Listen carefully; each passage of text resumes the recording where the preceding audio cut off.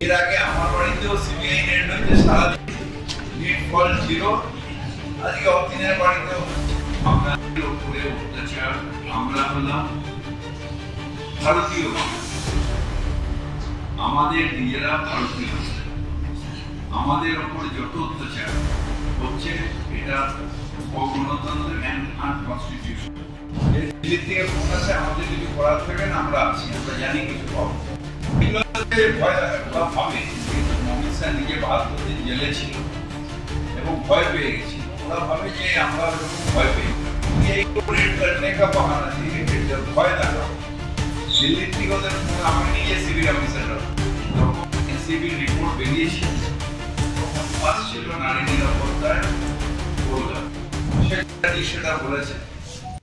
আবার প্রমাণ হচ্ছে যে যত ইলেকশন আসবে তত ওরা ভরসা করবে ইডি সিবিআই এর উপর, আর আমরা ভরসা করবো মানুষের উপর। এর আগে আমার বাড়িতেও সিবিআই রেড হয়েছে, সারাদিন নেট ফল ছিল। আজকে অতীনের বাড়িতেও হচ্ছে।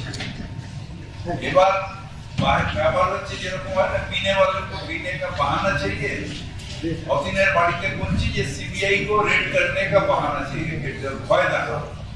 দিল্লির থেকে ওদের ফোন, আমি নিজে সিভিল অফিসাররা যখন এসছি যে দিল্লির থেকে ফোন আছে, আমাদের যদি করার থাকেন আমরা আছি, আমরা জানি কিছু পাবো।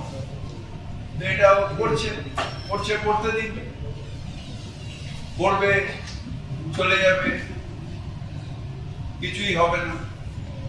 আপনার বাড়ি যখন হানা দিয়েছিল তখন আপনি বলছিলেন যে ওরা অ্যাডমিট কার্ড বা কিছু বোঝার চেষ্টা করছিলেন, সেই ক্ষেত্রেও কি তারা বোঝার চেষ্টা করছেন বা এগুলো হচ্ছে ভয় ভাবে, যেহেতু মমিত শাহ নিজে ৭২ দিন জেলে ছিল এবং ভয় পেয়ে গেছিল, ওরা ভাবে যে আমরা ওইরকম ভয় পেয়ে গেছি। কিন্তু জানেন যে মমতা ব্যানার্জির আদর্শে যারা লড়ে তারা ভয় পায় না।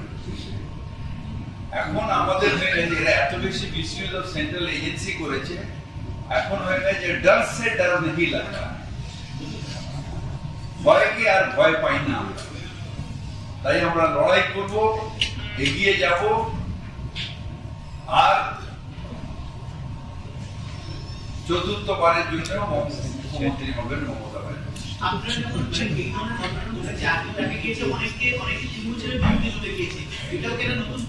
যারা ইলেকশন আসলে এটা করে, কিছু মানুষকে ভয় দেখানোর চেষ্টা করে, কিছু মানুষকে চমকানোর ধমকানোর চেষ্টা করে। কিন্তু আমরা যারা মমতা ব্যানার্জির আদর্শে বিশ্বাস করি, আমরা আবার বলছি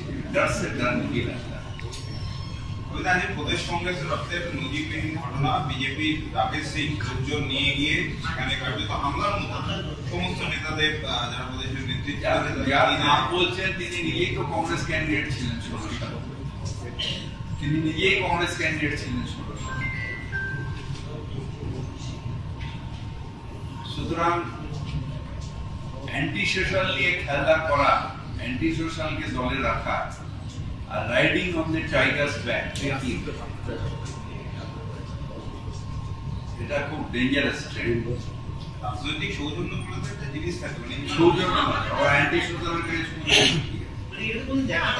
রাজনৈতিক বলে রাজনৈতিক ভয়, অ্যান্টি সোশ্যাল সাথে আবার সৌজন্য বলছি এই annual report on women safety, যেটা নারী 2025, সেখানে দেখা যাচ্ছে একেবারে নিরাপত্তা দিক দিয়ে কলকাতা শহরকে এবং দিল্লি একটু নিচে মহিলাদের নারী নিরাপত্তার দিক আসলে আপনাদের যে দোষটা, আপনাদের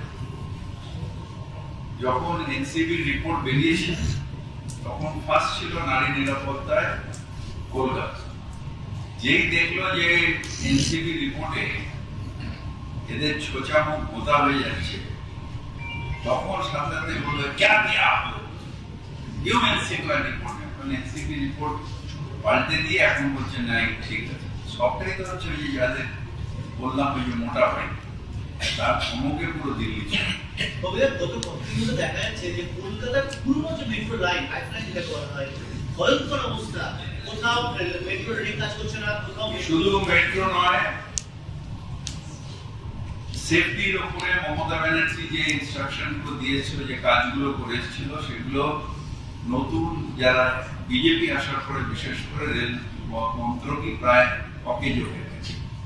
আলাদা করে বাজেট থেকে আরম্ভ করে পুরোটাই এখন শেষ হয়ে গেছে। আপনারা যদি রেলের যাত্রী হন তাহলে এমনিও দেখবেন রেলের অবস্থা খুব খারাপ। আমি একদিন যাচ্ছিলাম, দেখলাম আরশোলা ঘুরে বেড়াচ্ছে। আর এই মেট্রো এখন সেফটি সিকিউরিটি নেই, কারণ এই এখন যা রেলের অ্যাক্সিডেন্ট হচ্ছে বড় বড়, এরকম এত বড় বড় অ্যাক্সিডেন্ট কোনোদিন হয়নি। সুতরাং এখন মানুষের দামের থেকে প্রাইভেটাইজেশনের উপরে জোরটা বেশি। তাই প্রাইভেটাইজেশন করতে গেলে আগে খারাপ করে গেল, তাহলে মানুষ বলবে না না এবার প্রাইভেটাইজ করলে ভালো হবে, তখন আদানির কাছে ওটা চলে যাবে। সুপ্রিম কোর্ট আজকে কেন্দ্র সরকারকে রীতিমতো করতে গেছে যে বাংলা কথা বললেই বাংলাদেশি। এই পুশব্যাক কেন? পুশব্যাকে কি এসপি মানা হচ্ছে? এটা কেন বারবার করা হচ্ছে? বাংলাদেশি তো বাংলাদেশি হয়ে যায় না।